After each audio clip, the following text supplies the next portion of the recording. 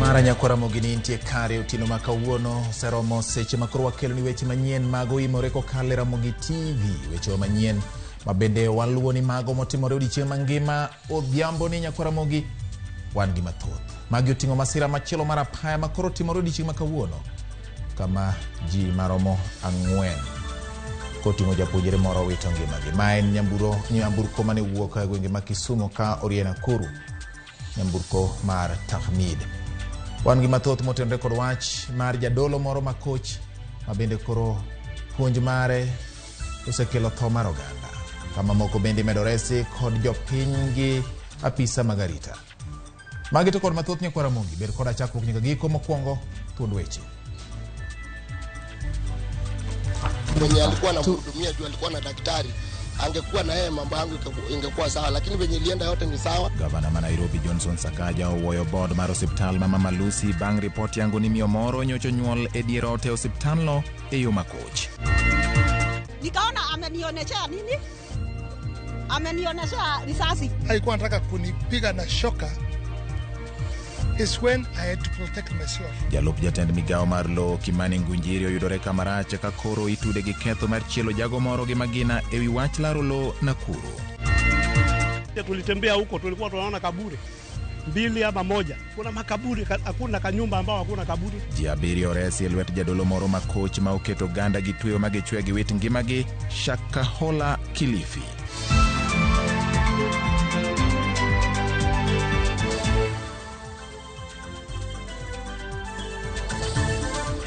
Machini nyaka Ramogi joang' yudo weche manyien adimba kokalo Ramogi TV. Par ni nyalo tudri kodwa e namba 36000 mana namba marwa mar SMS. Imiwa pachi kanyo kata bende nyalo loso kodwa kokalo Facebook Ramogi TV Kenya. Kama weche gi manyien bende kete achiel kachiel inyalo yudogi. Kata kidhie YouTube marwa mar Ramogi TV kachiel kod Twitter handle en @Ramogi TV KE. Bende weche manyien gi nyaka Ramogi inyalo luwo kai follow Facebook page mara ma en George Bati the Cool. Kanyo bende nyalo yudo koket gi nyaka Ramogi kende luwo gi achiel kachiel. Timia pachi kotendre gi weche manyien ma wakelo ni otieno ni. Jaloko marwa iluongo ni Elizabeth Otieno. Nyinga en George Bati. Machiegni ji 4 koriwo koda ka japuonjre moro otho e masira mar apaya bang' bas mane owuok Kisumu ka ochomo Nakuru bayo kendo lware bugo e geng apaya e gwenge mamolo. Dereba mar bas no mabende oyudo hinyruok ma adundo wacho ni ne otemo hepo tuomo lori moro manoriko chome gi ng'ong'o. Ne obayo yo motumo jopuonjre moko mane wuok e skul kendo ne giwuotho e geng apaya. Jatend chenro mar thieth e osiptal mamolo Dr. Susan Wanjiku wacho ni ji mamoko maromo 17 pod yudo thieth. Komanda mar obila ma Kuresoi North Juda Gadhenge oyango masirano.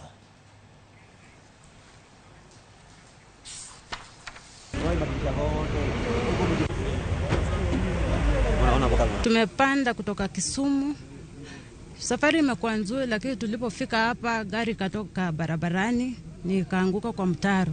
Nilipoanguka hivi kwa mtaro imejivuta muda mrefu kidogo. Iliposimama vioo za hii upande wa chini zikawa zimepasuka. Ndio tukapata mwanya tukatoka. Watu 2 wamekufa hapo. Wengine wameumia vibaya, wamekatwa na vioo. Ikiwezekana wapanue hii barabara kiasi. Hii njia ya Jogoo na Saliga kwenda Saliga. Ajali tuna mazoea gari kuharibika. Kile ambacho tuna uchungu nacho ni kwamba tumeweza kupoteza viongozi wa kesho, vijana wadogo ambao walikuwa wanatokea shule, walikuwa wanatembea kando ya barabara. Ndio maana umesikia nikisisitiza watakapojenga wasijenge vile walijenga barabara ya Salga. Wajenge barabara mzuri na mahali pa kutembelea. Watimomos ne joma wito familia mage masira no kachiel kod joma bende oyudo hinyruok nyaka Ramogi wakoyo negi chang mapiyo kinde ne magidhi nyime kod yudo thieth.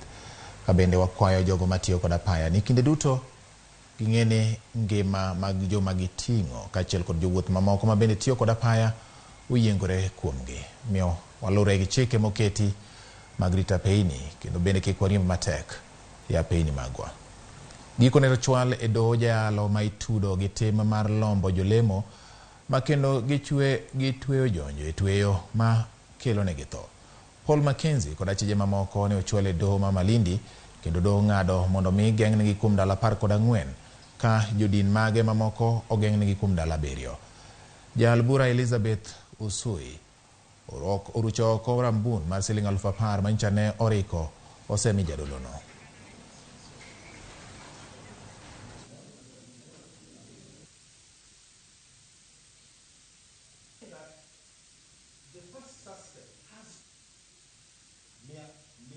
The court has considered the application that has been brought by the sergeant and the lengthy submissions by both counsel for the prosecution, for the respondent and also the respondents, for the first respondent and also for respondents number 2 to 14.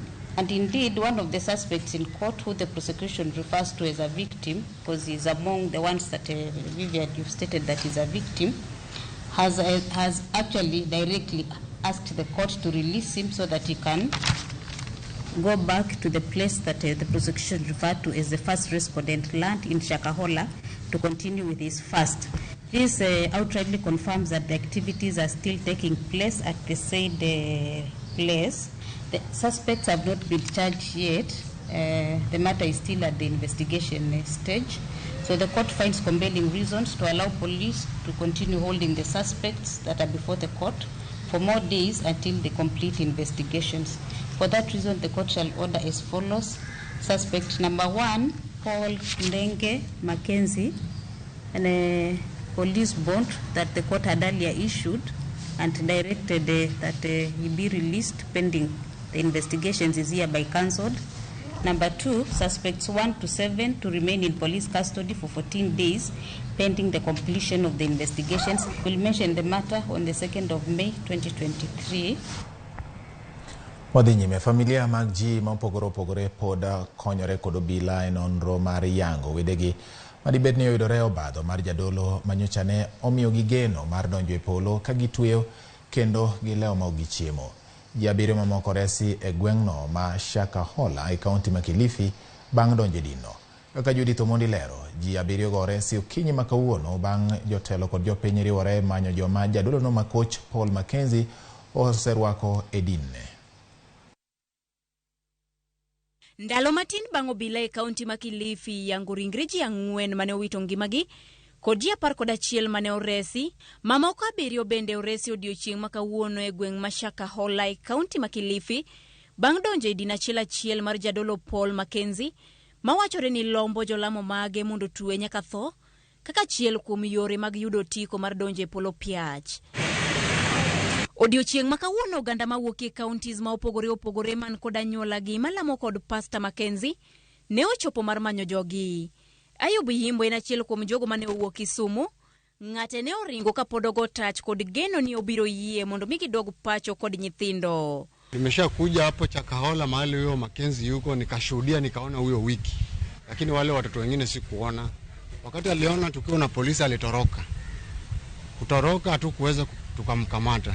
Sasa nilikuwa naomba ikiwa mahali hata Wycliffe mwenyewe yuko kama alikuwa hospitalini, tungeomba tupatia watoto wengine turudi nayo Kisumu mahali walikuwa. Wakati wa mwisho, wakati nilimpigia simu akaniambia simu kutoka leo imekatwa, sitaongea na wewe na mambo Savina imefungwa. Ilikuwa mwezi wa 3. Na msichana wa dada yangu ambaye ametoweka na mwaka mzima tujamuona, lakini mwisho aliwasiliana na mamake wiki 3 iliyopita. Kwa hivyo sisi tulisafiri kuanzia jana mchana wote, tukalala Malindi, tukaamkia hapa kwa kituo hiki cha Malindi. Moko kwa mjima oselimo kumaiti miela mogi yango ni nitie liete ka achiel kod bong sama omanore kod gige lweny mapondo ka obila odonjo. Tulienda tukapata vile huyu anasema huo jambazi tulioshuhudia. Tulipata jamaa 10 wameingia kwa msitu hivi. Wana mapanga, kila mmoja ana panga. Sasa walipoona polisi ndio wakazima. Walikuwa wataka kutupamia, tulitembea huko, tulikuwa tunaona kaburi 2 ama 1. Kuna makaburi, hakuna kanyumba ambao hakuna kaburi. Kwa hivyo vile wasema, vile wewe unasema watu 100 wamekufa, ni kweli. Kakoro kwayo maduong' to en mondo piny owacho donjie wachni kendo res ngima oganda mapododo. Kama ni ugaidi sahihi watofanya pale ugaidi. Kwa sababu hawa ambao tumewaleta sahihi wamesema kwamba juzi waliingia juzi na wamepokonywa kila kitu. Na sahihi hakuna kulala, ni serikali ishirikiane na wananchi iweze kutoa wale watu pale ndani. Jolony mag bero mawuok e boma ma Nairobi igeno ni biro chopo mar baro ringre joma ne owito ngimagi. Jayalo Mackenzie nosendhi kod obila e kinde mokalo ka itude kod tho mar nyithindo moko 2 mane otho kod kech. Kata kamano, dono we thuolo kod rambun mar Sh10,000 ka nonro pod dhi nyime. Judith Omondi, Ramogi TV. Kowuok e mago motimore gwenge mag Kilifi kocha nyaka Ramogi wadonja ne Nakuru. Obila ma Nakuru ochako nonro ewi ywaruok mane omiyo jalup jatend migawo mar lowo Kimani Ngunjiri ochielo gi magina jal moro e kinde gwandruok mar lowo. Ngunjiri mane en jaod bura ma Bahati wachore ni ne odonjo e lowo ma Kwatom magisebedo ka gilaro kod anyuola moro kendo chako pur, gino mane okelo ywaruok e kinde kod familia mar miyo moro magilaro godo lobno.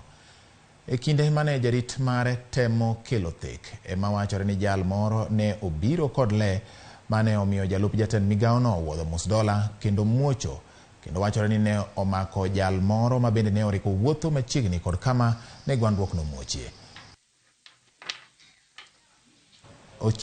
Bene etesendo obila ma Nakuru okoni ne ogeng'o monj mane igetego kod jago mane bugo ngimane gi le.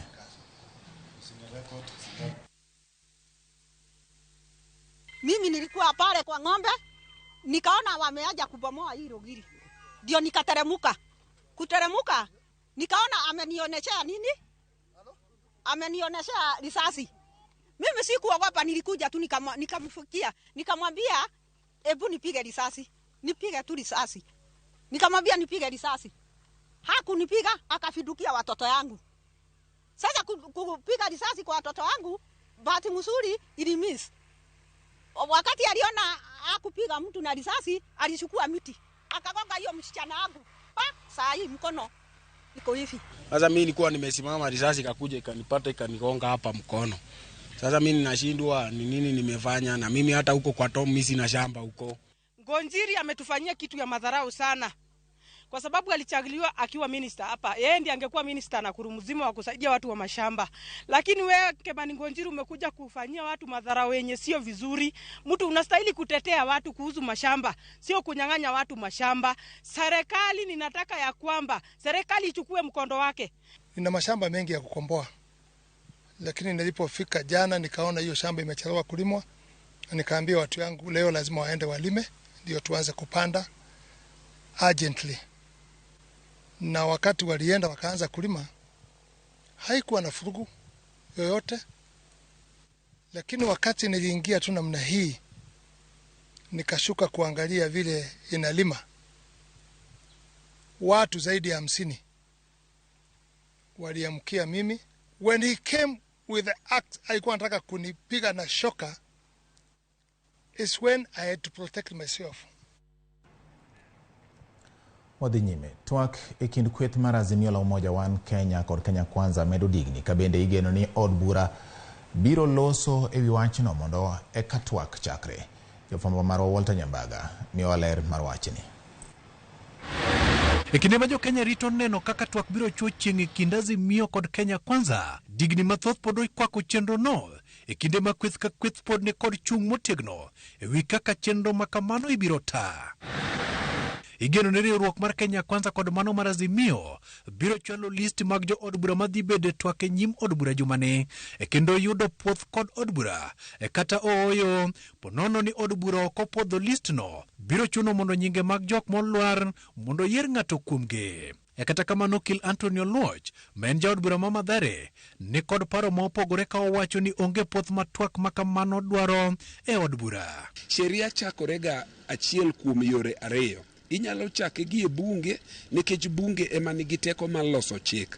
To mbaka no bende inyalo chake kata na manilaro e dho Uhuru Park kacha alat mar Uhuru Park. Tudhi ubedo piny to konyiso ni nekech korudhi go mbaka no Uhuru Park kata Serena ni gino ok ni e bwo chik. Mwishoe ka gino biro makel e bunge ni gini mondo bed gi dho kisungu miluongo ni the force of law.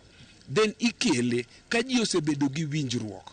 Jakom mar twak korka Kenya Kwanza Gitonga Murugara okoni gin kod bilo wach korka korgin kendo gibiro pedho ne Spika Moses Wetangula nyinge mage kod gigo magidhi losoe. What the opposition is like is they didn't want this thing to be done in parliament. En ratiro mar od bura podho kamiti kapok ochako twak eka oluwore kod od bura eka paro moko to nyuolore ni ngang' en mana twak mar manyo winjruok. Koro agreement ni kitime idwa ni time oko ma ok bi bedo ni kwa bede bunge ka to jogo biro luongo ni Spika wacho ni all who are in favor say aye to aye no kata ka koro no odhi wacho no to podi kodi ni aye twagni mondo chakre gi oko to kochakore gi oko wabiro kele e bunge to give it the force of law.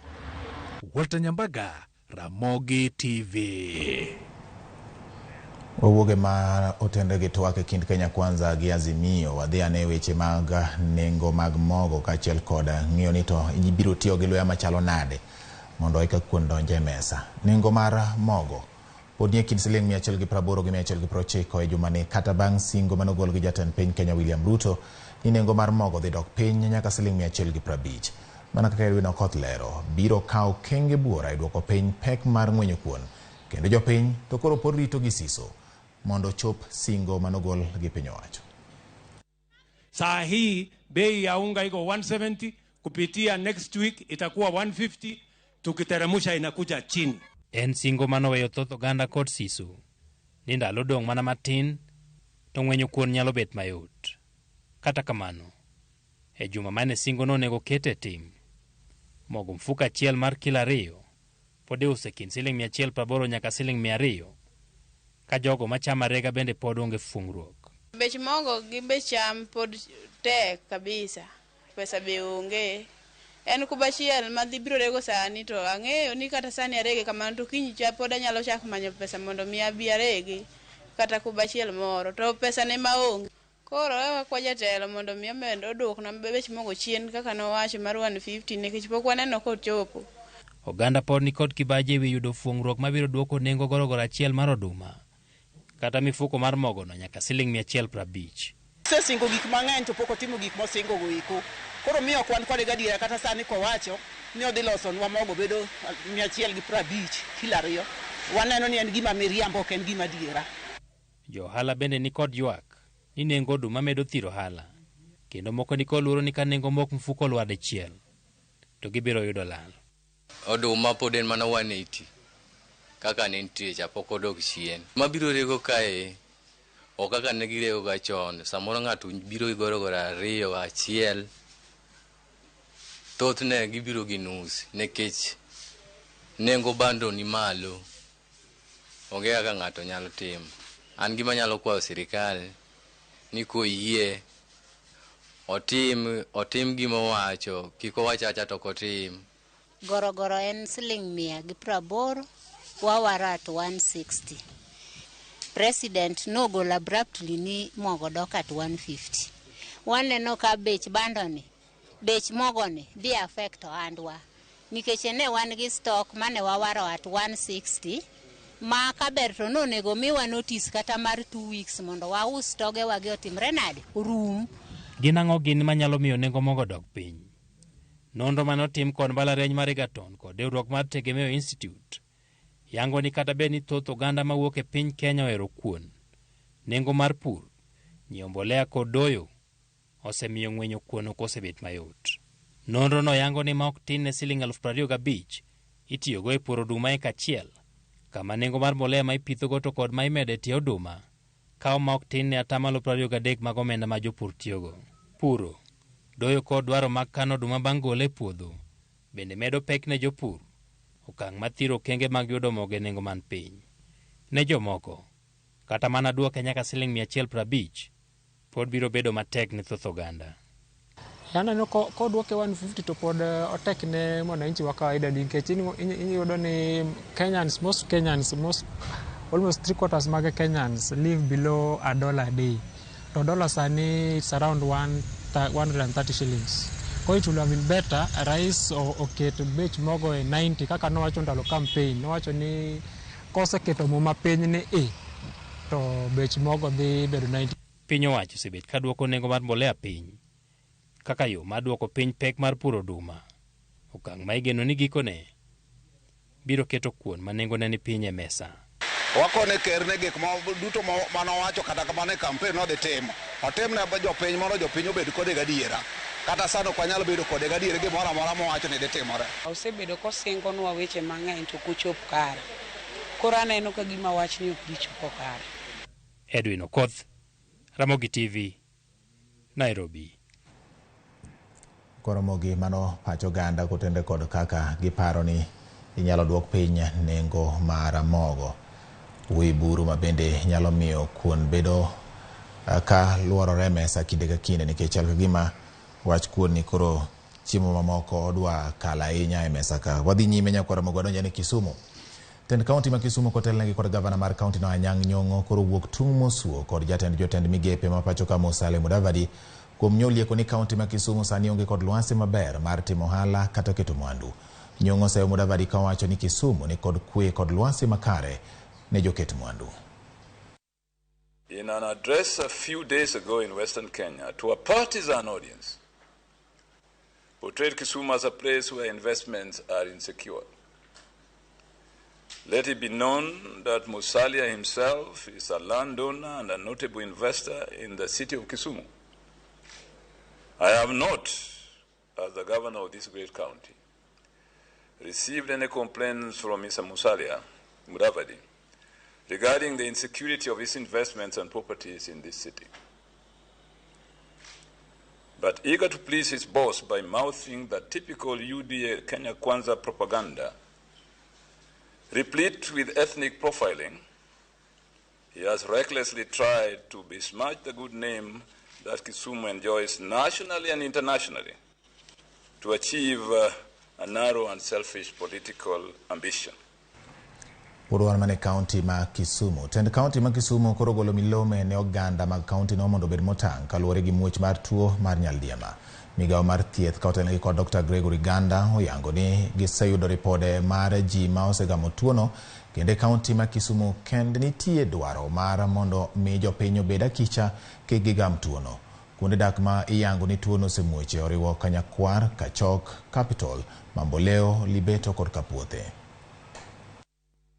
There's been cholera in 19 counties in Kenya, but it has been contained. But I think last week we noticed an increase in number of cases of diarrhea, although we've only confirmed 2 cases of cholera and 5 in the last 1 month. We have 2 epicenters, one in Nyalenda and one in Kisumu East, but the Nyalenda one seems to be the main epicenter in the county at the moment. Erokamano nyakora Ramogi kuom medo kete Ramogi TV yueyo marwa mokwongo wakao gi sani ka pod idhi nyime kodwa poch gi pak kuom kete Ramogi TV ng'eyo ma osebedo katimore pacho ka kata kamano ma bende pod waduogo godo bang' yueyo ni pod winjo bed ni ng'eyo mondo ibed jalo makoro krit wach ma ipimone weche apima nyakora Ramogi nyalo miyo iting' wach ma miriambo miyo kiyude gi kukune kokalo Ramogi TV tin gi ng'eyo madier kuom gik motimore. Erokamano Hamisi Julius manu luongo ni Hamisi ma wuod Nyaramba Osoke Nyakwar Japur wacho ni ajali ng'eny nde kendo wadani mondo bila otim tijgi maber. Mano Hamisi ma wuod Nyaramba Osoke Nyakwar Japur. Erokamano nyaneno ka jok mabende medo ndiko na mamia pachgi oting'o Fredi Kabia Nyong'o wacho ni an dhogo moko gonjiri no omako dhoga ka onyalo golo pistol ma muoj magina ne joma onge kod gige magina Awuoro Purity Agai nyama jimbo nyana mento wacho ni Awuoro kaka ukelo weche manyien wacho ng'wenyo mogo no omiya to mana lak. Ofide mar Mikero kamano wacho ni mos ne joma wito ngimagi masira mar apaya sana nyathi sikul mabende ne gari ogweyo. Jok mabende bende loso kaindi Dan Kaza Mount wuod Kobodo jadolo nowe pondo e tipo mar dhi e polo kendo jadolo no en jajuok mano kaluwore gi jahera mar Ramogi TV no nyakora Ramogi. Uma Boniface kawuok Suba Ramogi neno maler ahinya to Awuoro kaka uchumi mapacho ka sani koro medo mana bedo mapek. Erokamano. We are happy with Ramogi TV because of news it reveals to us daily. Frank from Migori wacho kamano. Erokamano nyakora Ramogi med mana oro pod wan gi thuolo mar biro yueyo kendo somo moko kendo mikelo ka kata mimi agodo pachi kokalo Ramogi TV wadhi yweyo ka waduogo wan gi mathoth.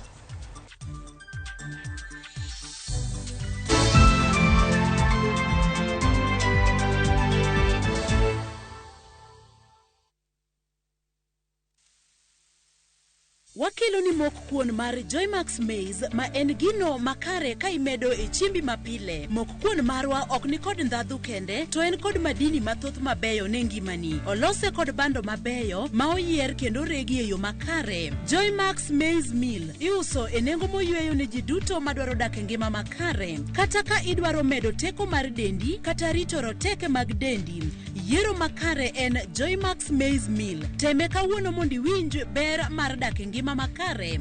Oyudore pacho kai mangima e duka kata supermarket mantie machiegni kodi.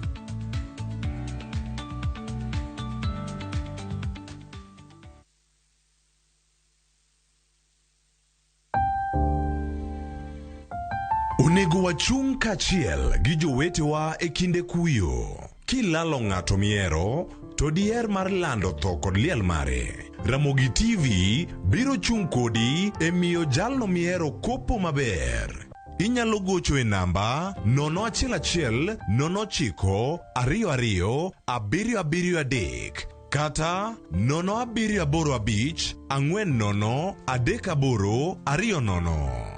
Be inyalo oro ote e email obituaries@royalmedia.co.ke.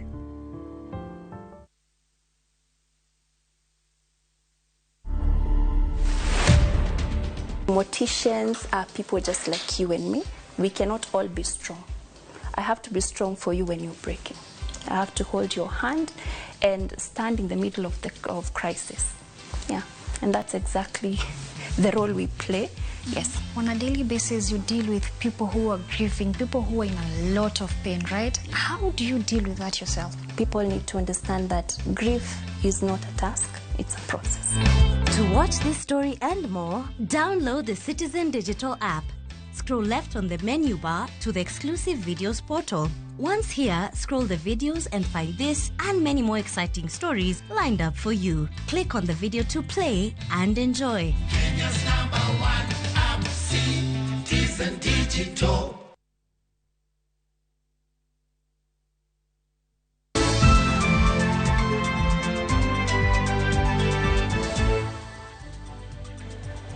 Wadhi nyime nyaka Ramogi. Tend County ma Nairobi oweyo oko bond mar osiptal mar Mama Lucy bang' miyo moro nyuole yo ma onywandore e dier ot mar osiptalno kendo kelo tho mar nyathine. E lokruoge ma kamago, Bernard Gituma owal kaka jata tije mar osiptalno ka Dr. Emma Mutio oloki otere osiptal ma Pumwani. Familia mar miyo manyocha ne oyudo midhiero no medo kwayo piny owacho mondo mi odonjre e wachno kendo ne ni midhiero no komako kata kojuko ng'at machielo. Osiptalno osebedo ka yudo seyo kuom nyawo moko makelo hinyruok ne jotuo.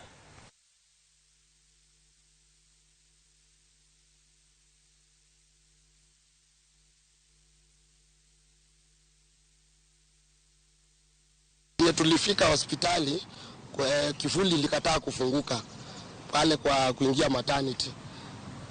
Soja akasema ile kifuli imekwama. Ile tatizo ilikuwa kubwa kwangu, si kifuli kukwama. Ningependa mhudumu mwenye alikuwa anamhudumia juu alikuwa na daktari, angekuwa na yeye mambo yangu ingekuwa sawa, lakini venye ilienda yote ni sawa. Jodak Manyamarambe sub county ma Mugirango e county ma Kisii obago ng'anyo kata nobago ng'anyo mar sundo tend osiptal man Nduru ma osebedo ka okti kuom ndalo 5 koro gie sani.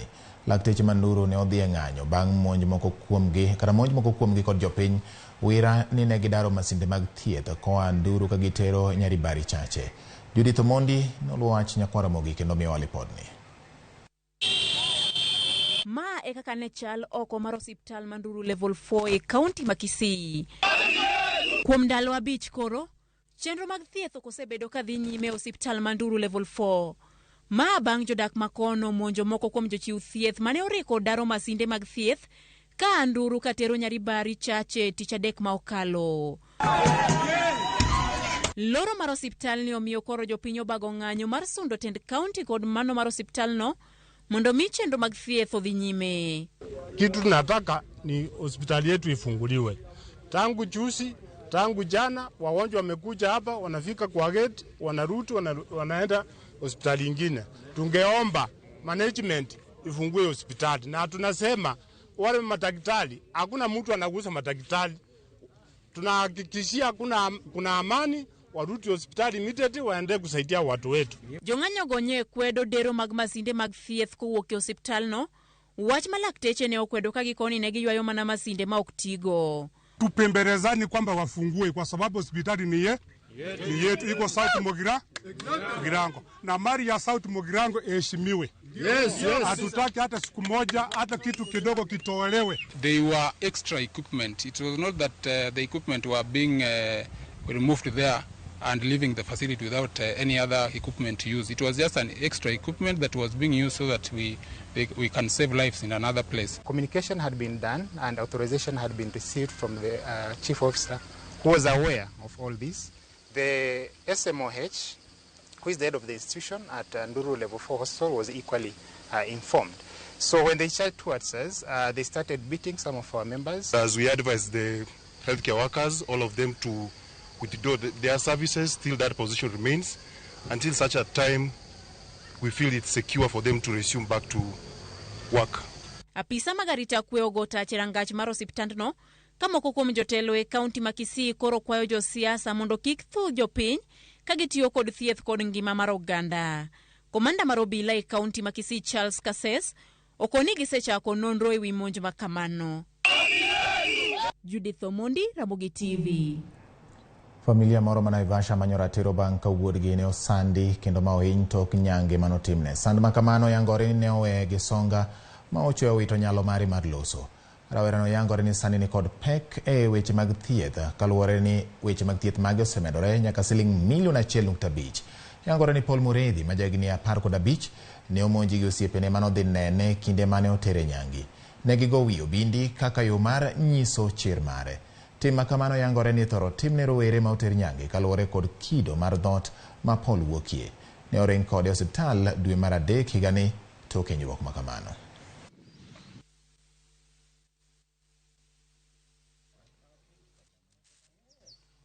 Mimi hata wakati tuliingia huko sikuona mtoto tena. Ndio mtoto alikuwa hali mbaya. Mambo ya bill ama pesa yenye tulikuwa tumeongea 100 tuwekelee.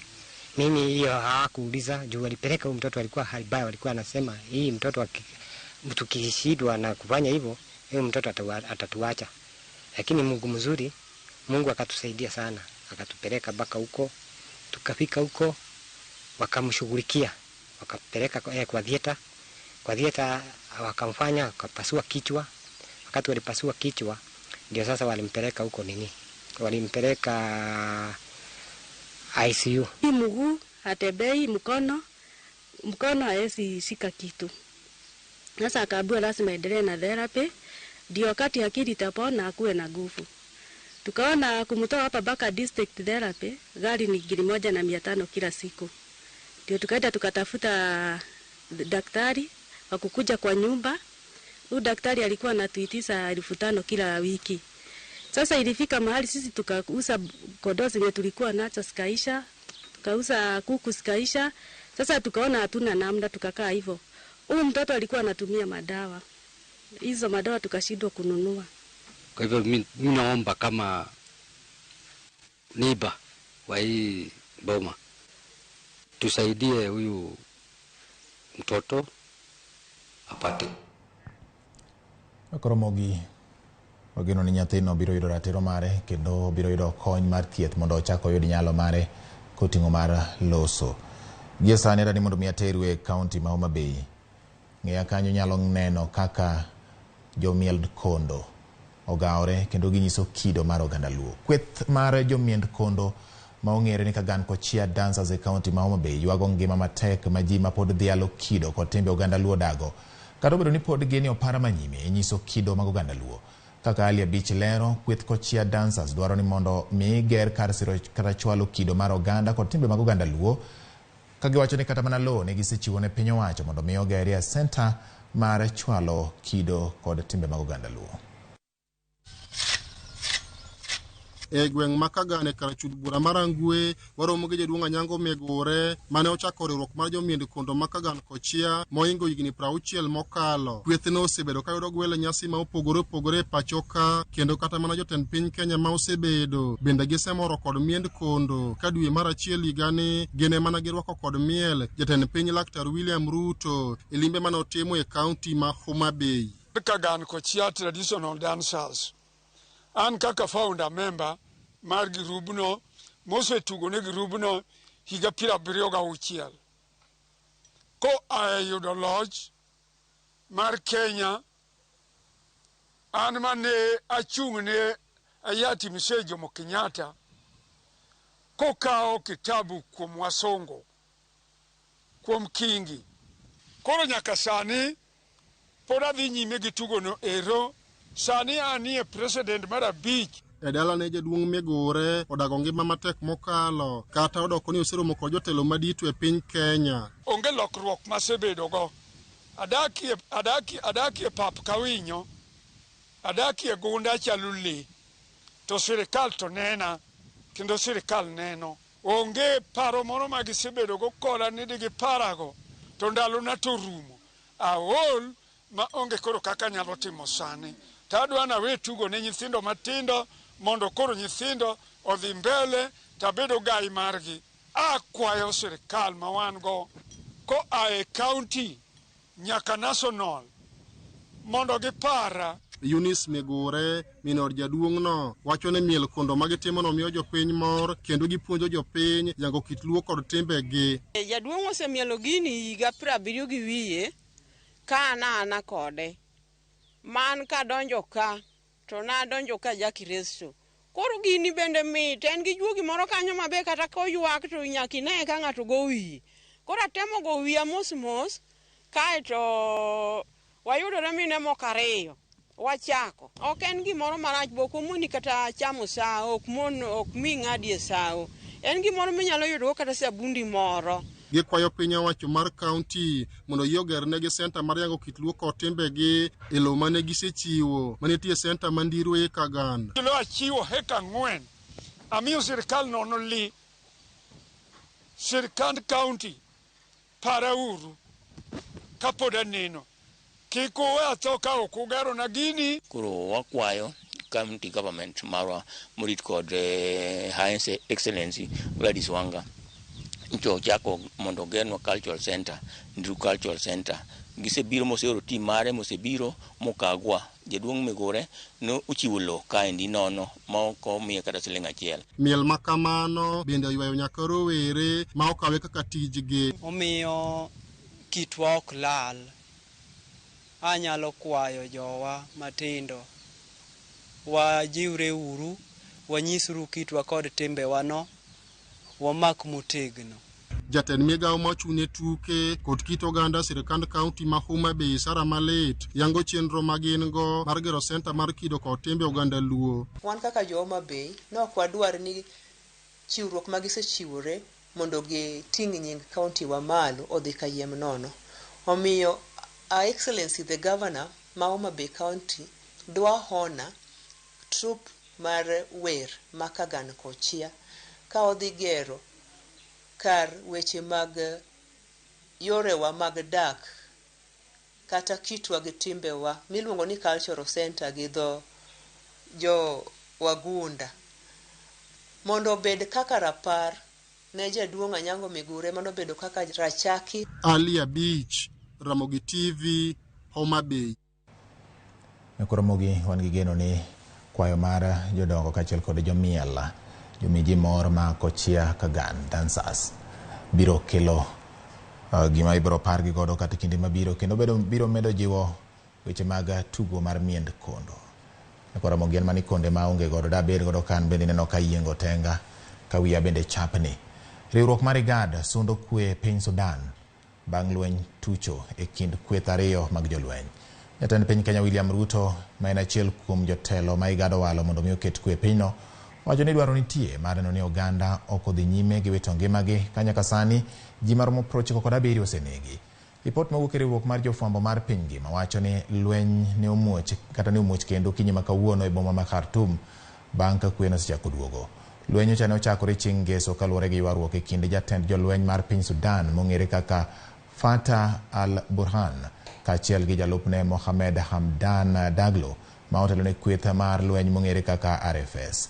Nyaka sani riwruoge mopogore opogore mag piny ngima seyo lweny ma kamano matimore piny Sudan.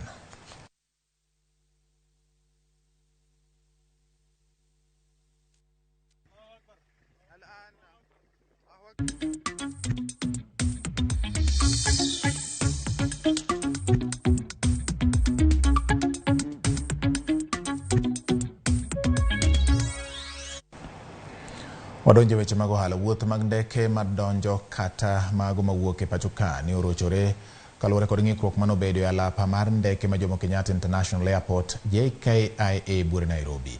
Ma onetimore bang' achiel kuom ndeke mating'o osike nokethore ma ochwe okwamo e apaya kata ma idendo ni runway manitie e alabno ma Jomo Kenyatta International Airport. Ma bende ne otimore e kinde mane ndegeno chano mar fuyo kowuok e alabno. Joja oko nigi ler mar wachni.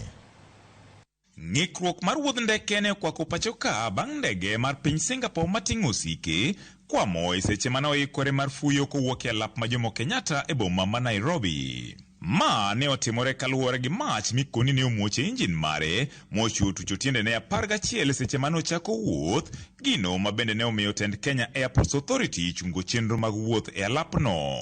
Nimekuja hapa kuleta mteja my sister in law kwa kuta ndege zimekansoliwa ati rana haifanyi kazi. Sasa hatujui ni kunaendelea. Kwame mare edier yo midendo ni runway ne ogeng'o ne ndeke mamoko manonego bed ni piyo kata wuok e alapno kaachiel kuom ndeke mane odeko e thuolo mohewo seche 2 en mano mawuok e boma ma New York e piny Amerika. We came here for our flight this morning and apparently a plane's tire popped on the runway. So we got on the plane and they sent us back off the plane. We were on the plane for 2 hours. And we waited there for a few hours and now they've sent us back home and they'll tell us at 10 whether or not we'll be going to the UK. Quite frustrating. We weren't really told what was going on. Even now we don't really have that much information. Midhiero makamano ne bende okwako alap ma Moi International Airport Mombasa ni mar thoth ndeke mane dhi alapno ma Jomo Kenyatta ne bende ochuno mar deko. Kaluwore gi jatend migawo mar yore mag wuoth Kipchumba Murkomen, chenro mag wuoth kata kamano ne odok e wang'e kar sa 10 modhiambo bang' golo ndegeno mane okwamo. George Aoko, Ramogi TV. Joriembo mag nyamburko mating'o jowuoth mabende ong'ere kaka matatu kaachiel kod mago mag taksi e boma ma Migori ne obago ng'anyo ka gidwaro mondo piny owacho mar kauntino oketgi e ler ka otenore kod ji moko ma osendhi kachoko osuru ka gionge koda opande kata barua mayangogi kaka jotije mag kaunti. Jafwambo marwa George Juma miyowa ler mar wachni.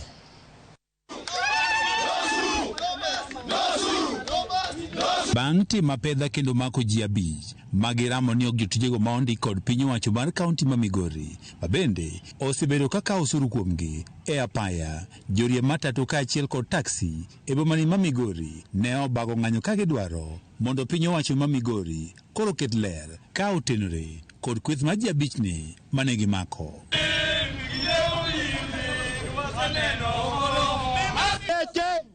Magisemako magitucho be nitie evidence. Giduogo gimawa jo transport sector ne giketo chuma ne gari nyono ka isenyono chumo ketho nitielo to ine michake chulogi chudo michulo be onge receipt onge kata kumo reflect mar county government. Wakoni pachwa maler no kwadwaro weche Sangwenya Migori County. Jo oganda man ka gin gi family gi. Ok wadwar joma bedo highway kane buogo. Bang' chwala chijegi ka obila ne gimonja pis mar migawono mar ohala e kaunti ma Migori ka gidwaro mondo nyisgi ka jogo mane gimakogi tiyo ne piny owacho mar kaunti ma Migori e migawono mochuni choko osuru kata oyo. Wadwang'e ni uketogi nang'o to ng'ama chulogi to en ng'a nigi moko bi yie Migori County mangima moko bi yie kata Rongo kata Wendo kata Suri kata Kanye ni jo moko bende donjo e ndara kaka Sangwenya ni biro sando we stage kata biro sando gecho we barabara. Ka otele ko jako majure matatu e kaunti ma Migojo Jarieda jorie matatu gi kaachiel kod taksi ne owach ni kwethni ma osebedo kaka osuru kuom gi ndara ok orwako uniform kabende kata mano bok moro amora manyiso ne gitiyo kod piny owacho mar kaunti ma Migori bende gionge godo. Wadwaro neno ja county government man gi uniform mobedo gi man gi barua mondike go county government. Kapok waneno masi kata pok waneno governor as the chairman of Migori County onge usuru. No masi, no usuru. Jatend obila mar okwach kiche kaunti ma Migori Ole Tanki ne oyango meko mar achije abichgi kane owacho ni kod gidhi nyime kod tim nonro. For allegations that they had they were extorting money from members of the public and they had erected an illegal roadblock with a view of extorting money from them. We have those suspects in custody and we have started investigations. Kweth me majore mata duka achiel kod taxi dwaro mondo koro piny owacho mar kaunti ma Migori oket yore makare mar choko osuru ka giwacho ne gichi ni osuru matho obede kod solo dhi ofuku ji giwegi. Jagoro mar piny owacho mar kaunti ma Migori Oskolima ne owacho ne gisewinjo ywak mane ochwal kod jorie matatu kaachiel kod jo taxi kabende koro gidhi nyime kod twak kodgi mondo giketgi e ler ka otenore kod ywak margi.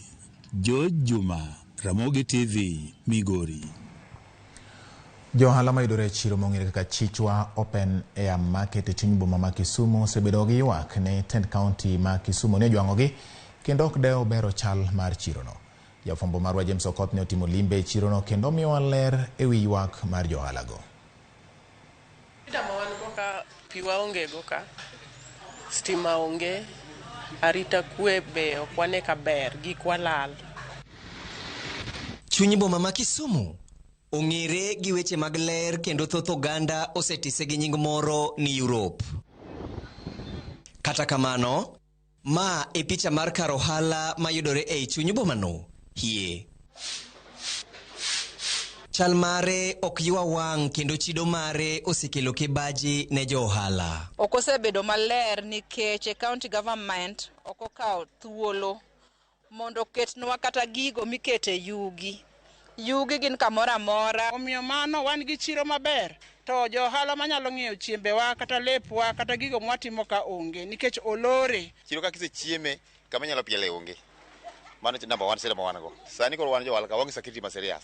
Ichadho wabeti ma kata sa chiel wae pape kwa dhiot. Koro security nyako ng'inwa. Kata obedo ni oyudore e chuny boma no hie, jo ohala ywak ni midhiero mar nok mar teko sitima kod onge mar pi ema gikale piny maru.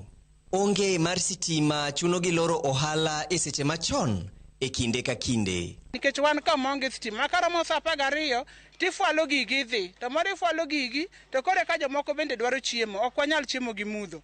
Jo environment onego bed ni ng'iyo ni chiro ibeto maler gi oko kucho nikech aparo ni county government ntie gi jo environment monego bed ni ng'iyo chirni. Koro ka otende ni ka to pionge, dong dewa kwae gavana marwa gi office mar city manager ni giwuoth gi nae kaka waonge pika to chiemo to watedo maber kendo ji chiemo. To ng'ato nyalo penj ni ere kuma running water nitiere kaka nyaduoke onge. Chiro no giwacho ni deny kendo kata obedo ni en chiro ma opuodhi gi sirikal, en mana gi rangach achiel maketo thuolo mar donjo kanyo bedo madiny. Obedo confined kamoro ma kisedonjo to onge access road manyalo wuok go oko.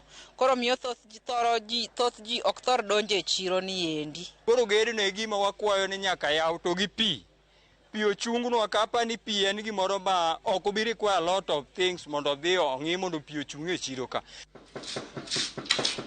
Jo ohala puoyo tend kaunti ma Kisumu kuom parogi gi weche mag chichni.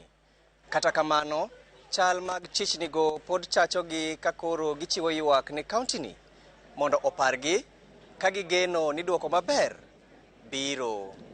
James Okoth, Ramogi TV.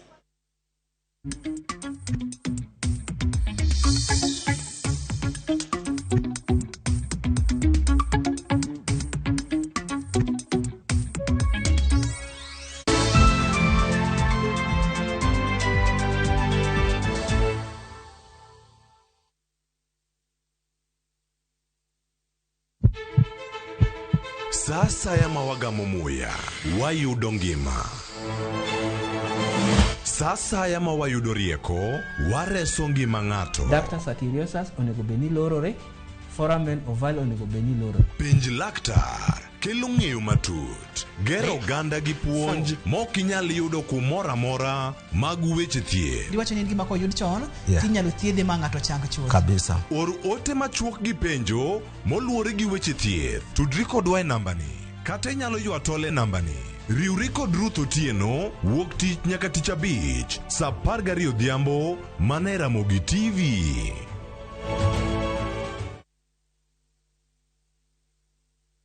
Malaria en tuo mamako kidieny moro amora mar dhano. Mine mapek kod nyithindo mantie bwo higni 5 ni kod atamalo maduong' mar yudo tuo mar malaria. Koyo yath e yo mopuodhi mar nego suna kod duoko piny yudo tuo mar malaria. E Homabay County, chenro mar kuo yath biro timore e kind tarik 12 dwe mar 4 nyaka tarik 8 dwe mar 5 higa ni endi e kuonde chung' od bura mar Rachuonyo East, Rachuonyo North, Rachuonyo South, Rangwe, Ndhiwa, Homabay Township, Mfangano kod Ruma Kaksigri Eastward e Suba South. Bang' kuo yath ne ni nindo e bwo net mothiedhi kendo kik iluok kata muono korot nyaka bang' dweche 9. Oteni okelni kod migawo mar weche thieth ka joyudo sir kowuok kuom jo Amerka kokalo PMI USAID.